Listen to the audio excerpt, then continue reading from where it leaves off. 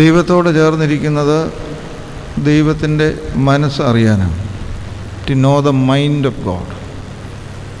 നമ്മുടെ മനസ്സിലുള്ളതിനെയെല്ലാം ദൈവത്തെ അറിയിക്കുന്നത് ദോഷമുള്ള കാര്യമല്ല. നമ്മുടെ ഹൃദയത്തിലുള്ളത്, മനസ്സിലുള്ളത്, ആഗ്രഹങ്ങൾ എല്ലാം ദൈവത്തോട് പറയുന്നത് ആവശ്യമാണ്. പ്രാർത്ഥനയിൽ നമ്മളതെല്ലാം ചെയ്യാറുണ്ട്. ദൈവത്തിനൊരു മനസ്സുണ്ടോ? ഇവിടെ താഴെ ഇരിക്കുന്ന കുട്ടികൾ, ദൈവത്തിനൊരു മനസ്സുണ്ടോ? ദൈവത്തിന് ആഗ്രഹങ്ങളുണ്ടോ? നിങ്ങളെന്നെ ഭൂതത്തെ നോക്കുന്ന പോലെ നോക്കിയിരിക്കാതെ ദൈവത്തിന്, നമ്മൾ ദൈവത്തോട് സംസാരിക്കുന്നത് പോലെ ദൈവം നമ്മളോട് സംസാരിക്കുമോ? സംസാരിക്കും. ഇവിടെ ഇരിക്കുന്ന ഗായക സംഘക്കാരോട് കഴിഞ്ഞ 21 ദിവസമായിട്ട് ദൈവത്തിൻ്റെ മനസ്സറിയാനായിട്ട് നിങ്ങളുടെ ഹൃദയം ദൈവത്തിൻ്റെ ഹൃദയത്തോട് ചേർത്ത് വെച്ച് ദൈവത്തിൻ്റെ ഹൃദയമിടിപ്പ് നിങ്ങൾ കേട്ടോ? പള്ളിയിലായിരിക്കുന്നത് സത്യമേ പറയാവൂ കേട്ടോ. അപ്പോൾ ആ രണ്ടാമത്തെ ബെഞ്ചിൽ ഒന്നാമതിരിക്കുന്ന ആളിനോട് ദൈവം എന്തു പറഞ്ഞു കഴിഞ്ഞ ദിവസങ്ങളിൽ? നിങ്ങൾ ദൈവത്തോടെ പ്രാർത്ഥനയിൽ ചില കാര്യങ്ങൾ പറഞ്ഞോ? ഇല്ല, പറഞ്ഞു. അതുപോലെ ദൈവം ചില കാര്യങ്ങൾ പറഞ്ഞു. അത് ദൈവം പറയുന്നത് നമ്മുടെ പറയുന്നത് പോലെയുള്ള വാക്കുകളാകണമെന്നില്ല, ഓറൽ സ്റ്റേറ്റ്മെൻറ്റ്സ് ആകണമെന്നില്ല. But God speaks. പല നിങ്ങളുടെ പാട്ടുകളിലുണ്ട്, പല ഭാവങ്ങളിൽ, പല രീതിയിൽ, പലരിലൂടെ, ബൈബിളിലൂടെ ഒക്കെ സംസാരിക്കും.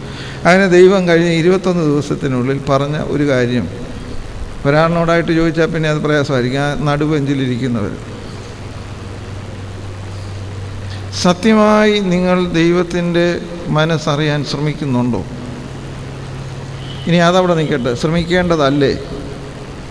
ആണോ അല്ലയോ? ആണ്. ഇവിടെ ഇരിക്കുന്ന എല്ലാവരോടും പറയാനായിട്ടുള്ളത്, നമ്മൾ ഒക്കെ ഈ നോമ്പ് കൊണ്ട് എന്തെങ്കിലും നമുക്കൊരു നന്മ ഉണ്ടാകണമെങ്കിൽ നമ്മളുടെ കാര്യങ്ങൾ പറഞ്ഞ് ദൈവത്തെ വിഷമിപ്പിക്കാൻ മാത്രമല്ല, ദൈവത്തിൻ്റെ വിഷമം കേൾക്കാൻ സാധിക്കണം. ദൈവത്തിന് ഒരുപാട് വിഷമങ്ങളുണ്ട്. ആ വിഷമം പങ്കിടാൻ ദൈവം സൃഷ്ടിച്ച സ്വരൂപത്തിലും സാദൃശ്യത്തിലും സൃഷ്ടിച്ച ആളുകളാണ് ആര്? നിങ്ങൾ ഞായറാഴ്ച വാ തുറക്കുകയില്ലേ? നമ്മൾ ഓരോരുത്തരും. മനസ്സിലായോ? ഇത് നമ്മൾ വളരെ പ്രധാനമായി എടുക്കേണ്ടതാണ്. ഏറ്റവും മറന്നു പോകുന്ന കാര്യം ഇതാണ്. ഉദാഹരണത്തിന് ഇവിടെ ഇരിക്കുന്ന സ്ത്രീകളോട്, നിങ്ങളുടെയൊക്കെ വീട്ടുകളിൽ നിങ്ങളുടെ ഇരിപ്പ് കണ്ടാലേ അറിയാം, നല്ല കുടുംബ പ്രാർത്ഥനയൊക്കെ ഉള്ള നല്ല ആളുകളാണ്. നിങ്ങളൊരു പാട്ട് പാടുന്നു, ഇവിടെ ഇരിക്കുന്നവരെല്ലാവരും ഇങ്ങോട്ട് നോക്കണം. ഈ കുനിഞ്ഞിരിക്കുന്നത് എനിക്കിഷ്ടമില്ല. ഇതിനിടയ്ക്ക് പ്രാർത്ഥിക്കുകയൊന്നും വേണ്ട. ലുക്ക് അറ്റ് മീ, ഇങ്ങോട്ട്. ഒരു പാട്ട് പാടും, വേദപുസ്തകം വായിക്കും, ഇല്ലേ, പ്രാർത്ഥിക്കും, വീട്ടിലെ പ്രായമുള്ള ആൾ ഒരു ആശീർവാദവും പറയും, ഇല്ലേ? അങ്ങനെയാണ്. ആ ആശീർവാദം പറഞ്ഞതിന് ശേഷം ഈ 1, 2, 3, 4 ഈ കസേരകളിൽ ഇരിക്കുന്നവർ ഒരു 5 മിനിറ്റ് അവിടെ ഇരുന്ന്, ദൈവമേ നീ സംസാരിക്കണം, ഞങ്ങൾ സംസാരിച്ചല്ലോ, നീ ഞങ്ങളോട് സംസാരിക്കണമെന്ന് കഴിഞ്ഞ ഒരാഴ്ചയ്ക്കുള്ളിൽ ദൈവത്തിൻ്റെ ശബ്ദം കേൾക്കാൻ പ്രാർത്ഥന കഴിഞ്ഞ് അവിടെ ഇരുന്ന് എത്ര പേരുണ്ട്? ഒരെണ്ണമില്ല. അത് നിങ്ങളുടെ കുറ്റമൊന്നുമല്ല, നമ്മളങ്ങനെയാണ് ശീലിച്ചിരിക്കുന്നത്. നിങ്ങൾ ഗൗരവമായി ക്രിസ്ത്യ ജീവിതത്തെ എടുക്കുന്നുണ്ടെങ്കിൽ, കൊയറുകാർ, ഇവിടെ ഇരിക്കുന്നവർ, താഴെ ഇരിക്കുന്ന യങ്സ്റ്റേഴ്സ്, നിങ്ങളെല്ലാവരും നിങ്ങളുടെ പ്രാർത്ഥനയും ആശീർവാദവും കഴിഞ്ഞ്, ദൈവമേ ഇനിയും ഞങ്ങൾ കുടുംബമായി 5 മിനിറ്റ് ഇവിടെ ഇരിക്കുകയാണ്. ദൈവത്തിനറിയാം നിങ്ങൾക്ക് തീരെ സമയമില്ലാത്തവരാണെന്ന്. കാരണം അതുകൊണ്ട് കൂടുതലിരിക്കരുത്. മനസ്സിലായോ? സമയം തന്ന ദൈവത്തോട് സമയമില്ലെന്ന് പറയാൻ വിവരക്കേടുള്ളവരാണ് ഈ സമൂഹത്തിലുള്ളവർ. നമ്മൾ സമയത്തെക്കുറിച്ച് സംസാരിക്കുന്നത് ഈ സമയത്തിലേക്ക് പ്രവേശിക്കുവാൻ നമുക്കൊരായുസ് കിട്ടിയത് കൊണ്ടാണ്. അപ്പോൾ ആ സമയം തന്ന ദൈവത്തോട് കയറി നമ്മൾ പറഞ്ഞു കളയും. എന്താ പറയുന്നത്? സമയമില്ലെന്ന്. ഈ ലോകത്തിൽ ചെയ്യാവുന്ന വിഡ്ഢിത്തരത്തിൻ്റെ ഏറ്റവും വലിയ ഉദാഹരണമാണത്. പുറയിലിരിക്കുന്ന പുരുഷന്മാർ യോജിക്കുന്നോ ഇല്ലയോ? എന്നാ, ഒന്ന് യോജിക്കുന്നു അല്ലെങ്കിൽ ഇല്ല, യോജിക്കുന്നു. അതുകൊണ്ട് ഇനി ആരും സമയമില്ലെന്നൊന്നും പറയരുത്. ആരോടെ പറയരുത്? ദൈവത്തോടെ പറഞ്ഞേക്കരുത്. അപ്പം ദൈവം ചിരിക്കും. മനസ്സിലായി? അപ്പോൾ പോട്ടെ, അതൊന്നും പറയുന്ന സമയമില്ല. വികാരിയച്ഛൻ സ്ട്രിക്റ്റായിട്ട് പറഞ്ഞിട്ടുണ്ട്, വളരെ വലിയ ആളുകളൊക്കെ വരും, വലിയ പ്രോഗ്രാം ഉള്ളതാണ്, അതുകൊണ്ട് ഇവിടെ അതുവിധം പറഞ്ഞ് സമയം കളയരുത് എന്ന് പറയും. അപ്പോൾ ഇന്നു മുതൽ ചെയ്യേണ്ട ഒരു ചെറിയ കാര്യം ഞാൻ പറഞ്ഞു. എന്താ പറഞ്ഞത്? എന്നാ പ്രാർത്ഥന കഴിഞ്ഞ് ഒരു 5 മിനിറ്റ് ദൈവം. അപ്പോൾ നിങ്ങൾ വായിച്ച വേദഭാഗത്തിലൂടെയായിരിക്കും ദൈവം സംസാരിക്കും. നിങ്ങൾ പാടിയ ഒരു പാട്ടിലൂടെയായിരിക്കും. നിങ്ങൾ ഇന്നലെ പാടിയ ശയന നമസ്കാരത്തിലായിരിക്കും ഒരു വാക്ക് പറയുന്നത്. ഉദാഹരണത്തിന് ശയന നമസ്കാരത്തിലെ ഒരു വാക്ക്, നിൻ തിരു മനസ്സിനെ ഞാൻ അറിഞ്ഞ്. എന്തറിഞ്ഞിട്ടാണ്? നിൽക്കുക. നിൻ തിരു മനസ്സിനെ ഞാൻ അറിഞ്ഞ് ഞാൻ അതിനെ ചെയ്യുവാനായി. നിൻ്റെ മനോഗുണം അതിനാൽ എനിക്ക് മനോഗുണം. നിൻ്റെ മനസ്സും എൻ്റെ മനസ്സും ഒന്നാകണം. അപ്പോൾ ദൈവം ഇന്ന് നിങ്ങളോട് പറയാൻ സാധ്യതയുള്ളൊരു കാര്യം, ദൈവമേ നിൻ്റെ മനസ്സുപോലെ എൻ്റെ മനസ്സാക്കണം. ഇത് പാടിയതാണ്. അപ്പോൾ വിവിധ രീതിയിലാണ് അതാണ് നമ്മുടെ ഈ ആത്മീയ ജീവിതത്തിൻ്റെ വലിയ പാപ്പരത്വം എന്ന് പറയുന്നത്. നമ്മൾ ഈ പാടുന്നതൊന്നും നമ്മളെ സ്വാധീനിക്കുന്നില്ല. നമ്മളൊരു ശബ്ദം ഇങ്ങനെ പുറപ്പെടുവിക്കുന്നു എന്ന് മാത്രമേ. ഈ seldom permit to permeate all these things into our being. നമ്മുടെ ഉണ്മയിലൂടെ പാട്ടുകൾ ഒഴുകാൻ, വേദപുസ്തകം ഒഴുകാൻ, ഇല്ലേ? വിശുദ്ധ യോഹന്നാനിൽ പറയുന്നുണ്ട്, നിൻ്റെ വചനം നിമിത്തം ഞങ്ങളിപ്പോൾ ശുദ്ധിയുള്ളവരാണ്. Word purifies. നമ്മൾ ഈ വായിക്കുന്ന വേദവാക്യങ്ങൾ നമ്മളെ ശുദ്ധീകരിക്കുന്നു. അപ്പോൾ ആ രീതിയിൽ ഉള്ള ഒരു സ്പിരിച്വൽ ഡയാലിസിസിൻ്റെ നാളുകളാണ് ഈ 50 ദിവസം. അപ്പോൾ നമ്മൾ ശുദ്ധീകരിക്കപ്പെടുകയാണ്. അശുദ്ധിയുള്ള ലോകം ആണ്. പല കാരണങ്ങളാൽ നമ്മൾ അശുദ്ധരായി പോകുന്നതാണ്. നമ്മുടെ വിചാരം കൊണ്ടും ചിന്ത കൊണ്ടും പ്രവൃത്തി കൊണ്ടും എല്ലാം നമുക്ക് ഒരുപാട് അശുദ്ധി വരുന്ന ആളുകളാണ്. അതുകൊണ്ട് നമുക്ക് വിശുദ്ധീകരണം ആവശ്യമാണ്, വിമലീകരണം ആവശ്യമാണ്. അതുകൊണ്ട് ഈ നാളുകളിൽ നമ്മളങ്ങനെ ശുദ്ധരായി 50 ദിവസം കഴിയുമ്പോൾ നമ്മളിൽ നിന്ന് ഒരു മാലാഖ പുറത്തു വരണം. ആ രണ്ടാമത്തെ ബെഞ്ചിൽ അങ്ങേ അറ്റത്തുനിന്ന് രണ്ടാമതിരിക്കുന്നത് 50 ദിവസം കഴിയുമ്പോൾ ഒരു മാലാഖ പുറത്തു വരണം. മനുഷ്യൻ്റെ ഏറ്റവും വലിയ സാധ്യത എന്ന് പറയുന്നത് യേശുവിനെ പോലെ ആകാമെന്നുള്ളതാണ്. ഞാൻ ഇങ്ങോട്ട് നോക്കാൻ കാരണം ഒന്ന് അടുത്തിരിക്കുന്നു, പിന്നെ പാട്ടാണല്ലോ പ്രധാനമായും നമ്മളുള്ളത്. യേശുവെ പോലെ ആകുവാൻ പാടുമോ ഇല്ലയോ? ആണ്. സത്യമായി യേശുവെ പോലെ ആകുവാൻ പാടിയ പാട്ടിൻ്റെ അന്ന് നിങ്ങൾ 2 പ്രാവശ്യമെങ്കിലും പ്രാർത്ഥിച്ചിട്ടുണ്ടോ? എനിക്ക് യേശുവിനെ പോലെ ആകണം, അതിനുള്ള വില ഞാൻ കൊടുക്കും എന്ന് പ്രാർത്ഥിക്കാറുണ്ടോ? ഇല്ല. അങ്ങനെ പ്രാർത്ഥിക്കാത്ത പാട്ടുകൊണ്ട് ഇരിക്കുന്ന ആളുകൾക്ക് ഗുണമുണ്ട്, നമുക്ക് ഗുണമുണ്ടാകുമോ? ഇല്ല. പാടി നിങ്ങളുടെ ജീവിതം ഗാനമായി മാറണം. ഇത് വളരെ ഗൗരവമായ കാര്യമാണ്. നമ്മളുടെ ഈ നൊയമ്പ് എടുത്ത് 50 ദിവസം കഴിയുമ്പോൾ നിങ്ങളൊരു മാലാഖയായിട്ട് മാറണം. ഇവിടെ ഇരിക്കുന്ന ഈ 5 ബെഞ്ചിലിരിക്കുന്ന സ്ത്രീകളെ ഈസ്റ്റർ കഴിയുമ്പോൾ നിങ്ങളെ അൽഫോൺസമ്മമാരായി ഇപ്പോഴേ ഞാൻ പ്രഖ്യാപിച്ചു പോകുന്നു. ആരാന്നാ പറഞ്ഞ്? ഇരിപ്പ് കണ്ടാൽ മൂദേവിയുടെ കൂട്ടിരിക്കരുത്, പിന്നെ മാലാഖയെ പോലെ ഇരിക്കണം. മുഖത്ത് എപ്പോഴും ഒരു പ്രകാശത്തോടുകൂടെ ജീവിക്കണം. അപ്പോൾ അങ്ങനെ നമുക്ക് ജീവിക്കാനായിട്ട് സാധിക്കും. അതുകൊണ്ട് പാപത്തിൻ്റെ വഴിയെ ഉപേക്ഷിച്ചാൽ മാത്രം പോരാ, ദൈവത്തിൻ്റെ വഴിയെ നടക്കണം. മനസ്സിലായി? പാപം ഇങ്ങനെ ഇപ്പോൾ ഇന്ന് കുമ്പസാരത്തിൻ്റെ പ്രാർത്ഥന ഏറ്റു പറയുമ്പോൾ നമ്മൾ പാപങ്ങളൊക്കെ ഏറ്റു പറയാം. അപ്പോൾ ഇപ്പം ഞാൻ പറഞ്ഞ കാര്യം എന്നാ? ഇപ്പോൾ ഒടുവിൽ പറഞ്ഞ വാക്ക്, ആ സംസാരിക്കുന്നവർ ഇപ്പോൾ പറഞ്ഞ കാര്യം എന്താണെന്ന് നിങ്ങൾ കേട്ടിട്ട് വേണ്ടേ അത് പറയാനായിട്ട്? എന്താ? പാപത്തിൻ്റെ വഴി ഉപേക്ഷിച്ചതുകൊണ്ട് കാര്യം മാത്രമായില്ല, ദൈവത്തിൻ്റെ വഴിയെ നടക്കണം. Are we really walking in the path of Jesus? യേശുവിൻ്റെ വഴിയാണോ നമ്മൾ നടക്കുന്നത്? അല്ലെന്ന് സ്ഥാപിക്കാനല്ല ഞാനിവിടെ വന്നിരിക്കുന്നത്, ഉറപ്പാക്കാനായിട്ട് നമ്മളെപ്പോഴും സാധിക്കും. യേശുവിൻ്റെ വഴിയെ സഞ്ചരിക്കുവാൻ, യേശുവിൻ്റെ പാതയിലൂടെ മുമ്പോട്ട് പോകാൻ ദൈവമേ ഞങ്ങളെ അതിന് സഹായകരമായ കാര്യങ്ങളാണ്. അതിൻ്റെ വെളിച്ചത്തിലാണ് ഇന്ന് നമ്മൾ വായിച്ച ഒരു ഭാഗത്തു നിന്ന് 2 കാര്യങ്ങൾ നമുക്ക് ഒരു കഥ പോലെ പറഞ്ഞ് അവസാനിപ്പിക്കാം. ഇന്ന് നമ്മൾ സുവിശേഷമായി വായിച്ച വേദഭാഗം ഏതെന്ന് നിങ്ങൾ കേട്ടായിരുന്നു? അവിടോട്ട് നിങ്ങൾ നോക്കുന്നുണ്ട്, അത് 1ഉം 2ഉം പാഠമേ ഉള്ളൂ. ഇന്ന് എപ്പിസലായിട്ട് സ്ലീഹയായിട്ട് വായിച്ച ഏതാണ്?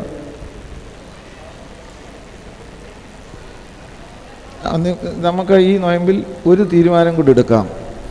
എല്ലാ വേദഭാഗങ്ങളും നിങ്ങളുടെ വീട്ടിലിപ്പോൾ അവൈലബിളാണ്. ഒന്ന്, യുവനസഖ്യത്തിൻ്റെ കലണ്ടറുണ്ട്, സഭാ ഡയറിയുള്ള ആളുകൾ കാണും. നിങ്ങളുടെ മൊബൈലിൽ അതിനുള്ള സൗകര്യങ്ങളുണ്ട്. ഇവിടെ ഇരിക്കുന്ന പുരുഷന്മാരെ നിങ്ങളെന്നെ ഒന്ന് നോക്കിക്കുക. ഈ ഇന്ന് വായിക്കേണ്ടുന്ന 4 വേദഭാഗങ്ങളും കഴിഞ്ഞ ഒരാഴ്ചയ്ക്കുള്ളിൽ ഒരു പ്രാവശ്യമെങ്കിലും ചില ആളുകൾ ആ വഴി പുറത്ത് നടക്കുന്ന ആളുകളെ നോക്കുന്നുണ്ട്. അവർ നടന്നോട്ട്, നിങ്ങൾ ഇങ്ങോട്ട് നോക്ക്, അവർ നടന്നോളൂ. കഴിഞ്ഞ ഇന്ന് വായിച്ച 4 വേദഭാഗങ്ങളും കഴിഞ്ഞ ഒരു ആഴ്ചയ്ക്കുള്ളിൽ ഒരു പ്രാവശ്യയിലും വായിച്ചേച്ച് വന്ന പുരുഷന്മാർക്കൊന്ന് കൈപോക്കാം. നിങ്ങൾ എന്നോട് പിണങ്ങാതിരിക്കണം, അതിൻ്റെ ആശയം എടുത്താൽ മതി. കഷ്ടമല്ലേ? കഷ്ടമല്ലേ? നമ്മളെന്തിന് അപ്പോൾ നിങ്ങൾ വായിച്ചേച്ച് വന്നാൽ നിങ്ങളുടെ മക്കൾ ഇവിടെ വന്ന് പ്രാർത്ഥിക്കാൻ നിങ്ങൾ പറഞ്ഞല്ലോ, പരീക്ഷ നന്നായി എഴുതണം. വേദപുസ്തകം ഈ രീതിയിലെങ്കിലും വായിക്കാത്ത ആളുകൾ, അത് നല്ലതാണെന്ന് നിങ്ങൾക്ക് വിചാരമുണ്ട്. അതുകൊണ്ട് ഈ വർഷത്തെ നിങ്ങളെ കുറ്റപ്പെടുത്താനല്ല വന്നത്. എവിടെ പോന്നാലും ഇപ്പം ഞാൻ പറഞ്ഞുകൊണ്ടിരിക്കുന്ന കാര്യമാണ്. എല്ലാ പുരുഷന്മാരും സ്ത്രീകളും അടുത്ത ആഴ്ച വായിക്കാനുള്ള വേദഭാഗം എല്ലാം കൂടെ ഒരു 10 മിനിറ്റിൻ്റെ കാര്യമല്ലേ ഉള്ളൂ. 7 ദിവസം നമുക്കുണ്ട്. എല്ലാ ദിവസവും എപ്പോഴേലും സൗകര്യമുള്ളപ്പോൾ ഒന്ന് വായിച്ചേച്ച് വരണം.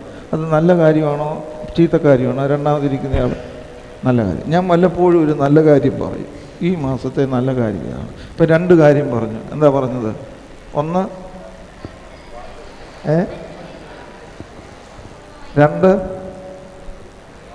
പാഠഭാഗങ്ങൾ ഒന്ന് വായിച്ചിട്ടുണ്ട്. മാതാപിതാക്കൾ കുട്ടികളെ കൊണ്ട് വായിച്ച് പഠിപ്പിച്ചിട്ട് വിടണം. ഇനി അവർ സൺഡേ സ്കൂളിൽ വന്നില്ലെങ്കിൽ പോലും ഈ കാര്യങ്ങളൊക്കെ വീട്ടിൽ ചെയ്യാവുന്നതല്ലേ ആണ്. ഈ കാര്യം ഇത് ചെയ്യാത്ത അമ്മമാരെ നിങ്ങൾ അതിന് വില കൊടുക്കേണ്ടി വരും. ഇതിപ്പോൾ ഞാൻ പറയുന്നതല്ല, കുറേ നാളുകൊണ്ട് പറഞ്ഞ് മാരാമൺ കൺവെൻഷൻ്റെ സേവികാ സംഘത്തിൽ ഇത് കൃത്യമായി ഞാൻ പറഞ്ഞിട്ടുണ്ട്. നിങ്ങളെല്ലാവരോടും മാതാപിതാക്കളോട് നിങ്ങൾ ദൈവത്തെ വിശ്വസിക്കുന്നുണ്ടോ? ഇല്ല. ഉറച്ചു പറയണം. ഉണ്ട്. ദൈവത്തെ വിശ്വസിക്കുന്നെങ്കിൽ നിങ്ങളോട് ന്യായവിധിയിൽ ചോദിക്കുന്ന അതിപ്രസക്തമായിട്ടുള്ള ചോദ്യം ഇതാണ്: ഞാൻ നിങ്ങളിലൂടെ ലോകത്തിലേക്ക് അയച്ച എൻ്റെ കുട്ടികളെ, എൻ്റെ പെൺകുട്ടിയെ നിൻ്റെ കയ്യിൽ ഏൽപ്പിച്ചു, നീ എന്ത് ചെയ്തു? ന്യായവിധിയുടെ ഏറ്റവും പ്രധാനപ്പെട്ട ചോദ്യം അതുതന്നെയാണ്. ഇതൊന്നും മറന്നു പോകരുതാരും. ഇതൊന്നും സാരമില്ല എന്ന് നിങ്ങളുടെ ചിലരുടെ മനസ്സിൽ ഇപ്പം വന്നേക്കാം. ആ തോന്നൽ നിങ്ങളിൽ ജനിപ്പിക്കുന്നത് ദൈവമല്ല, സാത്താൻ ആണ്. അപ്പോഴാണ് നമ്മൾ പറയുന്നത്, ദിസ് ഈസ് മൈ ചൈൽഡ്, ഇതെൻ്റെ കുട്ടിയാണ്, ഇതിനെ ഞാൻ വളർത്തും എന്നൊക്കെ നമ്മൾ പറയുന്നത്. അല്ല, എല്ലാവരും കാൺമീൻ നാം ദൈവത്തിൻ്റെ, ഒന്ന് ഉറച്ചു പറഞ്ഞേ. അപ്പോൾ ഇതെല്ലാം വളരെ പ്രധാനമാണ്. നമ്മൾ സൂപ്പർഫിഷ്യലായിട്ട് അതും ഇതുമൊക്കെ പറഞ്ഞ് ജീവിച്ചതുകൊണ്ട് കാര്യമില്ല. മനസ്സിലായി? അപ്പോൾ ഈ കാര്യങ്ങൾ. അപ്പോൾ ഇന്ന് നമ്മൾ സുവിശേഷമായി വായിച്ചത് വിശുദ്ധ ലൂക്കോസ്, തുറക്കണ്ട, ലൂക്കോസിൻ്റെ സുവിശേഷം 13-ാം അധ്യായമാണ്. അത് 10 മുതൽ 17 വരെ നമുക്കറിയാവുന്ന ഒരു കാര്യമാണ്. യേശു ഇതുപോലെ ഒരു ദിവസം പള്ളിയിൽ പോയി. പള്ളിയിൽ പോയപ്പോൾ അവിടെ ഒരു സ്ത്രീ എത്ര വർഷമായിട്ട് കൂനിയായിട്ടുണ്ടായിരുന്നു? 18 വർഷമായിട്ട് കൂനിയാണ്. നിങ്ങൾ വെറുതെ യേശു അവളെ അടുക്ക വിളിച്ചു. അവളെ എന്ത് ചെയ്തു? നിങ്ങൾക്ക് ഇതിന് വേദവസ്തു ഒന്നും തുറക്കണ്ട, സൗഖ്യമാക്കി. അവൾ കുനിഞ്ഞു വന്നതാണ്, നേരെ വന്നത്. ഇതുപോലെ ഉള്ള ഒരു പള്ളിയാണ്. 18 വർഷം 2 കാര്യങ്ങൾ നോക്കണം. 18 വർഷം കൂനിയായി ആരും പരിഗണിക്കാത്ത ഒരു സ്ത്രീ പിന്നെയും പള്ളിയിൽ വന്നുകൊണ്ടിരുന്നു എന്ന് പറഞ്ഞാൽ ആ സ്ത്രീയെ നമ്മൾ ബഹുമാനിക്കണം. ആ സ്ത്രീയുടെ മുമ്പിൽ നമ്മൾ കുമ്പിടണം. അവഗണിക്കുന്ന ഒരു സമൂഹത്തിൽ പരിമിതത, മനസ്സിലായി? ദൈവം എന്നെ പരിഗണിക്കും. ഒരു നാളിൽ ഇത് ശവത്തിൽ ചെയ്തതുകൊണ്ട്, ഇത് ശവത്തിൽ ആണോ? ജോലി ചെയ്യാൻ 6 ദിവസം ഉണ്ടല്ലോ, ഈ ഞായറാഴ്ച ചെയ്യരുതെന്നേ ഉള്ളൂ. അവരുടെ ഭാഷയിൽ പറഞ്ഞാൽ ശനിയാഴ്ച ചെയ്യരുതെന്നേ ഉള്ളൂ. മര്യാദയ്ക്ക് തോന്നുന്ന ഒരു കാര്യമാണ് ചെയ്യാം. മനസ്സിലായോ? അപ്പോൾ യേശു അവരോട് പറഞ്ഞു, ബുദ്ധിയുള്ളവന് മനസ്സിലാവും, വലിയ ബുദ്ധിമാന്മാരാണ് ശാസ്ത്രിമാരും പരിശുദ്ധ. ശനിയാഴ്ച അല്ലെങ്കിൽ ശബത്തിൽ ഞായറാഴ്ച ഒന്നും ചെയ്യരുത് എന്ന് പറഞ്ഞത് നമുക്ക് ഗൗരവമായി എടുക്കാം. യേശു പറയുക, പക്ഷെ നിന്റെ പശുവിനെ ആടിനെ അഴിച്ച് വെള്ളം കൊടുക്കുകയും കറക്കുകയും അത് പാൽ കുടിക്കുകയും ചെയ്തല്ലോ, അതിന് കുഴപ്പമില്ലേ? അവനവന് സഹായകരമായി വേദപുസ്തകത്തെയും സുവിശേഷത്തെയും കാണുക. നമുക്ക് സഹായകരമായി അതൊരു നന്മ ചെയ്യാനുള്ള വിഷയമാണെങ്കിൽ അത് സുവിശേഷം വേറെ ഒരു വാക്യം കൊടുത്ത് അതിനെ കൂട്ടിമാട്ടും. ഞാൻ നിങ്ങളോട് ചോദിക്കുക, നിങ്ങൾ സത്യസന്ധമായിട്ട്, ഈ പള്ളിയിൽ 248 വീടുകൾ ആണ് ഉള്ളത്. കണക്ക് ഒന്ന് ശരിയാകാൻ വേണ്ടി 200 വീടുകളെന്ന് വിചാരിക്കുക. ഈ 200 വീടുകളിലുള്ള വ്യത്യസ്തങ്ങളായ ആളുകളാണ്. വിവിധ സാമ്പത്തിക ശേഷിയുള്ളവർ, വിവിധ പഠിപ്പുള്ളവർ, വിവിധ രീതിയിലുള്ള സൗന്ദര്യമുള്ളവർ, ഇങ്ങനെയെല്ലാം വ്യത്യസ്തരായിട്ടുള്ളതാണ്. ഈ ഇടവകയിൽ അവഗണിക്കപ്പെടുന്ന ആരെങ്കിലും കാണുമോ? ഇവിടുത്തെ വലിയ ബുദ്ധിമാന്മാരെന്ന് തോന്നുന്നവരോ സാമ്പത്തിക ശേഷിയുള്ളവരെന്ന് തോന്നുന്ന ആളുകൾ, സംസാരിക്കാത്ത ആളുകൾ ഈ പള്ളിയിൽ കാണുമോ? ഒരു സാധാരണക്കാരനെ കണ്ടാൽ, അല്ലെങ്കിൽ വലിയ സൗന്ദര്യം ഇല്ലാത്ത ഒരാളിനെ കണ്ടാൽ സംസാരിക്കാത്ത ആളുകൾ കാണുമോ? ഒന്നിൽ ഇല്ല, അല്ലെങ്കിൽ ഉണ്ട്. എന്താ ഉത്തരം? എന്താ? ദൈവജനമേ, എന്നോട് പണങ്ങാതിരിക്കുക. ഞാൻ എന്നോട് തന്നെ പറയുന്നു നിങ്ങളോട്. അങ്ങനെ ആരുടെയും മനസ്സിലുണ്ടെങ്കിൽ യേശു പരിഹസിച്ച ശാസ്ത്രിമാരുടെയും പരീശന്മാരുടെയും ചേട്ടൻ്റെ കൊച്ചുമക്കളുടെ മക്കളാണ്. ദൈവത്തിൻ്റെ സ്വരൂപത്തിലും സാദൃശ്യത്തിലും സൃഷ്ടിച്ച ഒരാളിനെ ഞാൻ അവഗണിക്കുകയോ പരിഹസിക്കുകയോ ചെയ്യുന്നെങ്കിൽ ദൈവം നമ്മളെ വല്ലാതെ വിഷമിപ്പിക്കും. അതുകൊണ്ട് മൂന്നാമത് ഒരു ചിന്തയല്ല, ഒരു തീരുമാനം എടുക്കുക. എൻ്റെ ആയുസ്സിൽ ആരും എൻ്റെ മുമ്പിൽ കുനിഞ്ഞു നിൽക്കാൻ ഞാൻ അനുവദിക്കുകയില്ല. ഒരു ബിഷപ്പ് എന്നുള്ള നിലയിൽ എൻ്റെ തീരുമാനമായിരിക്കണം. ബിഷപ്പ്, ദൈവം എന്നോട് പറഞ്ഞു, ബിഷപ്പേ, നിൻ്റെ മുമ്പിൽ വ്യത്യസ്തങ്ങളായ ആളുകളാണ് വരും. വലിയവർ വരും, ചെറിയവർ വരും, നിരാശപ്പെട്ടവർ വരും, സാമ്പത്തികമായി വളരെ വിഷമിച്ചിട്ട് കരഞ്ഞുകൊണ്ട് വരുന്നവർ കാണും. ആരും നിൻ്റെ മുമ്പിൽ കുനിഞ്ഞു നിൽക്കാൻ അനുവദിക്കരുത്. അങ്ങനെ കുനിഞ്ഞു നിൽക്കാൻ ആഗ്രഹിക്കുന്ന ആരെങ്കിലും ഞാൻ ഉൾപ്പെടെ ഉണ്ടെങ്കിൽ അവനെ ദൈവം കുനിയിപ്പിക്കും. Christian life is not a joke. അത് ഒരു ഉപ്പാപ്പം കളിയൊന്നുമല്ല. അതുകൊണ്ട് ദാവീദ് പറയുന്നുണ്ട്, എൻ്റെ തല ഉയർത്തുന്നവൻ. എല്ലാവരും നമ്മുടെ മുമ്പിൽ നിൽക്കുമ്പോൾ അവൻ അഭിമാനത്തോടെ, ഏറ്റവും വലിയ അഭിമാനം എന്ന സ്വയാഭിമാനമാണ്, എനിക്കെൻ്റെ തല ഉയർത്തി നിൽക്കും. ചില അപ്പന്മാരെങ്കിലും എന്നോട് പറഞ്ഞിട്ടുണ്ട്, ഒരു ബിഷപ്പ് എന്ന് പറഞ്ഞു, തിരുമേനി, പിള്ളേരെ പഠിപ്പിക്കാൻ പോലും ശേഷിയില്ലാത്ത ഞാൻ എന്തിന് ജീവിക്കണം? വലിയ അപമാനമാണ്. അവരുടെ കുഞ്ഞുങ്ങളെ പഠിപ്പിക്കാൻ ഫീസ് കൊടുക്കാനില്ലാത്തത് കൊണ്ട് സ്കൂളിൽ ഫീസ് ചോദിക്കുമ്പോൾ അവർ വീട്ടിൽ വന്ന് ചോദിക്കുന്നു, അവർക്കൊരു ഫീസ് കൊടുക്കാനില്ലാതെ ജീവിക്കുന്ന ഞാൻ എന്തപ്പനാതിരിക്കും? ഇതിനേക്കാൾ മരിക്കുന്നതല്ലേ നല്ലത്. ഒരു ബിഷപ്പ് എന്നുള്ള നിലയിൽ മരിക്കുന്നില്ലെന്ന് മാത്രമേ ഉള്ളൂ. ഇടിവെട്ടുന്ന ചോദ്യങ്ങളാണ്. ഈ ഇടവകയിൽ 248 വീടുകളുള്ളപ്പോൾ ഫീസ് കൊടുക്കാതെ ഒരപ്പൻ തല കുനിങ്ങുന്നുവെങ്കിൽ, അവൻ 18 വർഷമായി ഇവിടെ വരുന്നുവെങ്കിൽ, അവൻ സൗഖ്യമാക്കാതെ പോയാൽ അത് നിസ്സാരമായി കാണരുത്. നമ്മൾ പ്രസംഗം കേട്ടേച്ചൊക്കെ പോകാനായിട്ട് എളുപ്പം. അപ്പം ഇതൊന്നും വിശദീകരിക്കാൻ സമയമില്ല. നമ്മുടെ ഇടവക എന്ന് പറയുന്നത്, നമുക്ക് നോക്കി, ഇടവക എല്ലാവർക്കും തല ഉയർത്തി നിൽക്കുവാനൊരു സ്ഥലമാണ്.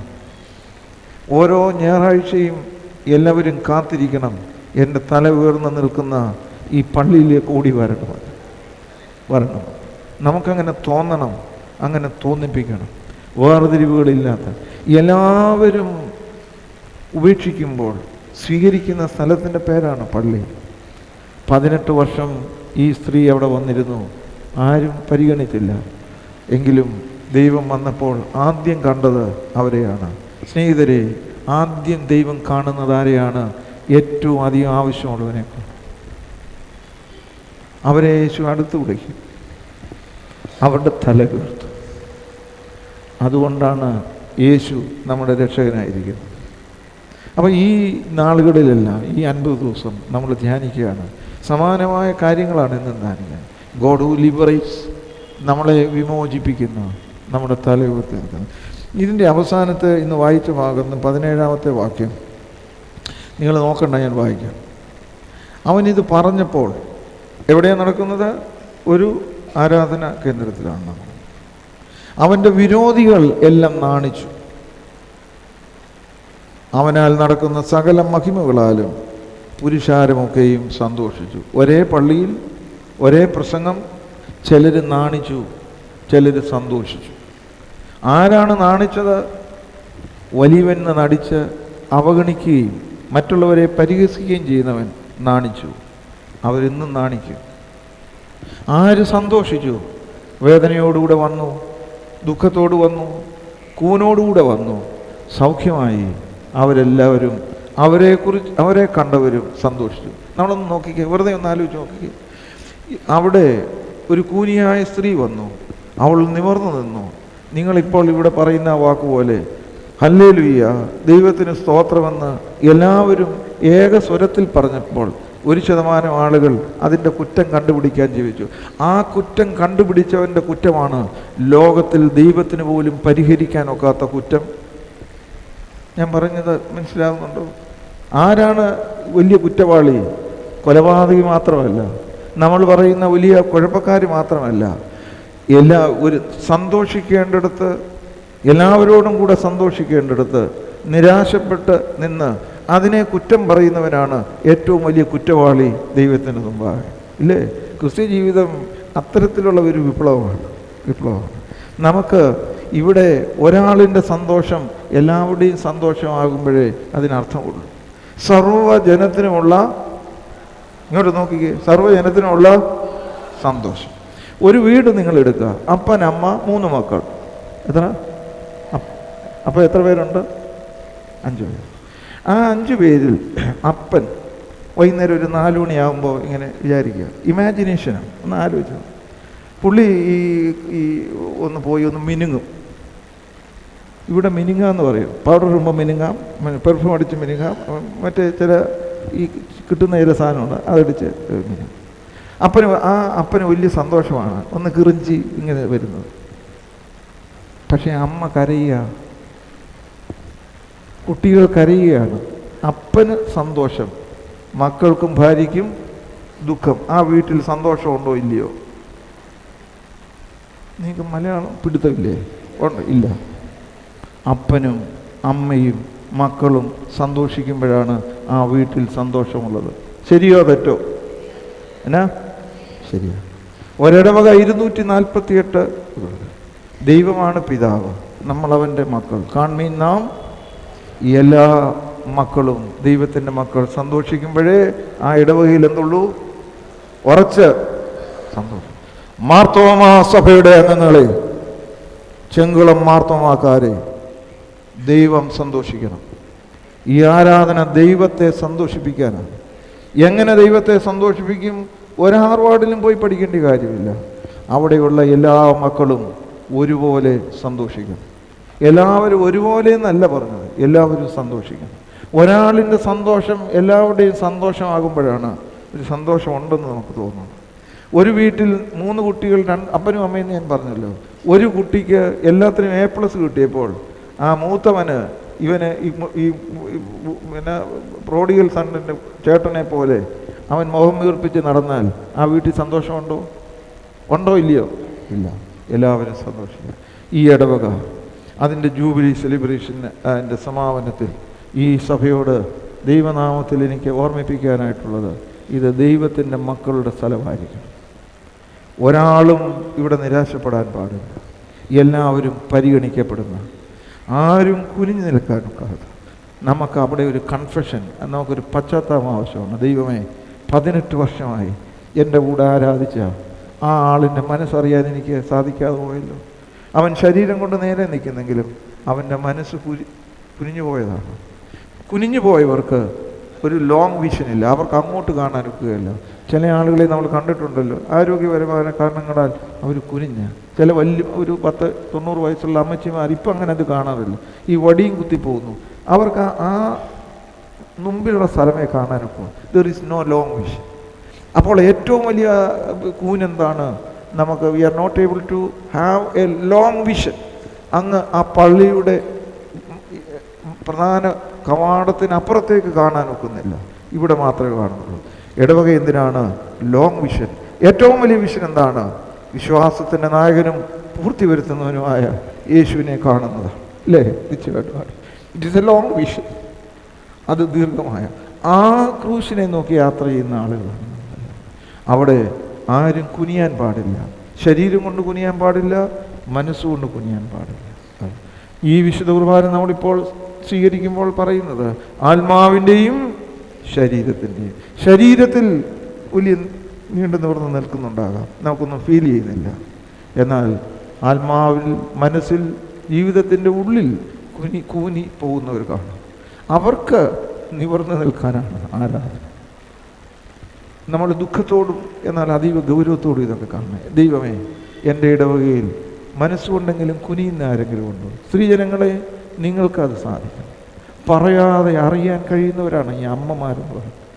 2 മാസം പ്രായമുള്ള കുഞ്ഞ് എനിക്ക് വാഷ്റൂമിൽ പോകണമെന്ന് പറഞ്ഞിട്ടല്ലല്ലോ നിങ്ങൾ ആ കുഞ്ഞിനെ വാഷ്റൂമിൽ കൊണ്ടുവന്നത്.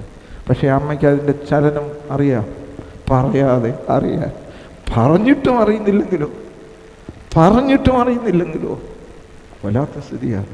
അതുകൊണ്ട് ആത്മീയ ജീവിതം ഇങ്ങനെ നമ്മൾ വന്ന് ഏതാണ്ടൊരു പ്രഹസനം പോലെ ഇരുന്നേച്ച് പൊടിയും തട്ടി പോകുന്നതല്ല. കൂനികളിൽ തിരിച്ചറിയുന്നത്, ദുഃഖിക്കുന്ന, വേദനപ്പെടുന്നവർ, ആത്മാവിലും ശരീരത്തിലും ഒരുപോലെ സൗഖ്യം പ്രാപിച്ച് മടങ്ങിപ്പോകുന്നവരാകണം. അങ്ങനെ പോകുമ്പോൾ അങ്ങനെയുള്ള ജീവിതം, പറയാത്തത് അറിയുവാനുള്ള കഴിവ് ദൈവം നമുക്ക് തരും. അപ്പോൾ ആരും ദുഃഖിക്കുകയല്ല, എല്ലാവരും സന്തോഷിക്കും. ഒരു സൗഖ്യം നടന്നപ്പോൾ കുറേ ആളുകൾ ഖിന്നരായി, ഏറെ ആളുകൾ സന്തോഷിച്ചു. ആ സന്തോഷിക്കുന്നവരുടെ കൂടിവരവും കൂട്ടായ്മയായി നമുക്കെല്ലാവർക്കും തീരാം. 50 ദിവസം കഴിയുമ്പോൾ നമുക്ക് ഇത് ഉറപ്പാക്കുന്ന സമയമാണ്. യേശു ക്രിസ്തുവിൽ ഞങ്ങൾ പൂർണ്ണ സ്വതന്ത്രരായിരിക്കുന്നു. ക്രിസ്തുയേശുവിൽ നമ്മൾ സ്വതന്ത്രരാണ്. നമുക്കൊരു ലോങ് വിഷൻ, യേശുവിനെ നോക്കി യാത്ര ചെയ്യാം.